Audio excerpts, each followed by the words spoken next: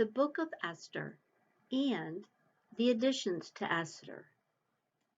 In order to really understand the fullness of the message in the Book of Esther, one must also read the additions to Esther, which are included in the Septuagint 70 as used by the Eastern Orthodox Church. God is mentioned and praised in the additions to Esther. The Book of Esther is a post-exile work.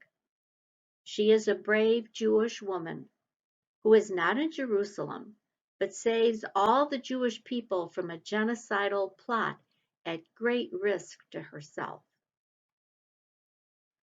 Theologians have agreed that although the circumstances of Esther's life are entirely different than the Virgin Mary, there is a certain truth that rings through as a correlation between the two of them.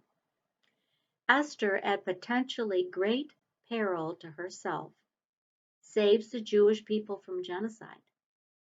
Similarly, the Virgin Mary said yes to God to bring the salvation of her people into the world, Jesus Christ. This decision on her part could have had severe consequences to her life when she was noticeably with child before her betrothal to Joseph.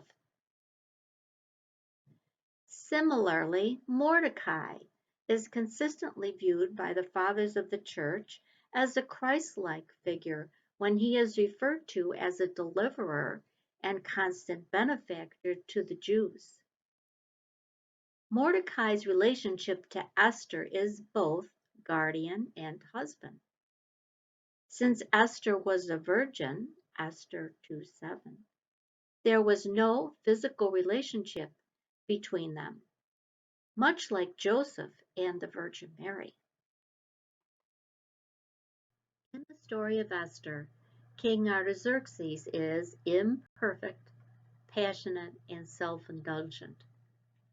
But by virtue of his office and ruling over many nations, theologians say that he functions as a figure type for God, and they further note that the dignity of an earthly office is not diminished by the failing of the person holding it.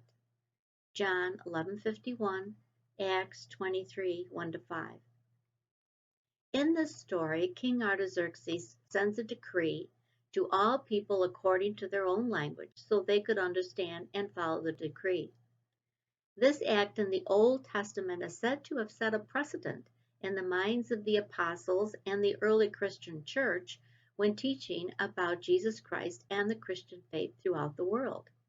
And we hear this in Acts 2:4-11 and Paul's epistle to the Corinthians, 1 Corinthians 14:1-25, 3:12. The gospel and the divine liturgy must be conducted in the language of the people. We have further witness to this at Pentecost when the apostles were able to communicate with the people each in their own language and teach about Jesus Christ and the Christian faith. And Acts 2:1-41 states, 3,000 souls were baptized that day. The Eastern Orthodox Church today continues to follow that precept.